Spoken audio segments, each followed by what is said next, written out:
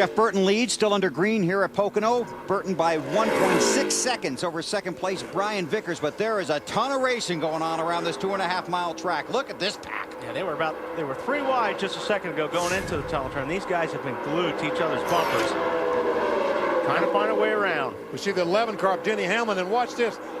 He's going to the outside. That's how well his car is handling. He's going to the outside of Jeff Gordon to go by. Now he should get a pretty good run here, BP. Ryan Newman in that 12 car led 11 laps, but he's going the wrong way. He didn't stop under our most recent caution. Jeff Gordon did not stop either.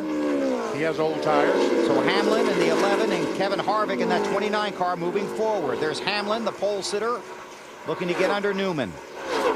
And Martin Truex Jr. up to 8th. More on Hamlin from Allen.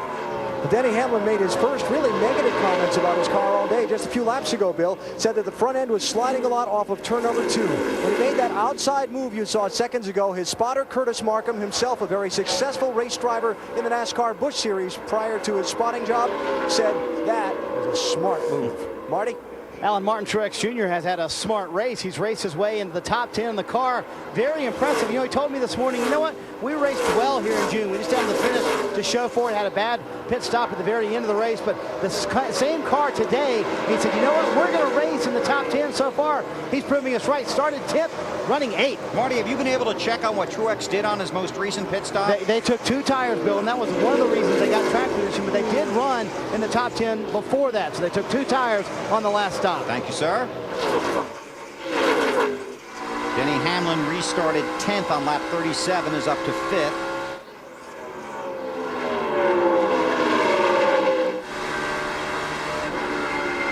Hamlin just ahead of this group, on board with Ryan Newman, looking back at Jeff Gordon. 2 stories developing, affecting the championship picture. The 99 of Carl Edwards, first from Allen. Yeah, Bill, I just talked to his crew chief, Wally Brown, about the damage to the car and the repairs that they made. They still don't have the front end alignment set as they'd like, and the right front fender is damaged. Wally talked earlier about aerodynamics. It's going to be, as Wally told me just a second ago, he said, a long day. Carl Edwards, 1 lap down, currently runs 43rd, and Kyle Busch, who won a week ago, currently scored 42nd, also 1 lap down. Doesn't take but a week to humble you in well, this look business. at Tony Stewart having the issues, obviously. Kyle Busch and Carl Edwards. More on Tony Stewart from Dave. And, you know, Tony said coming into this week that he was unconcerned about his falling to 11th in the championship because at the next 6 tracks, he's got 9 wins. But a day like today, this could really crush his championship's hopes. Remember, you got to get in it to win it. That's exactly right. And Dave, every time you fall further back, it makes it that much tougher to close that gap. It really does, because other people are running well. They're making up ground. They're making their way to the top 10. And Tony just had a bad luck day today.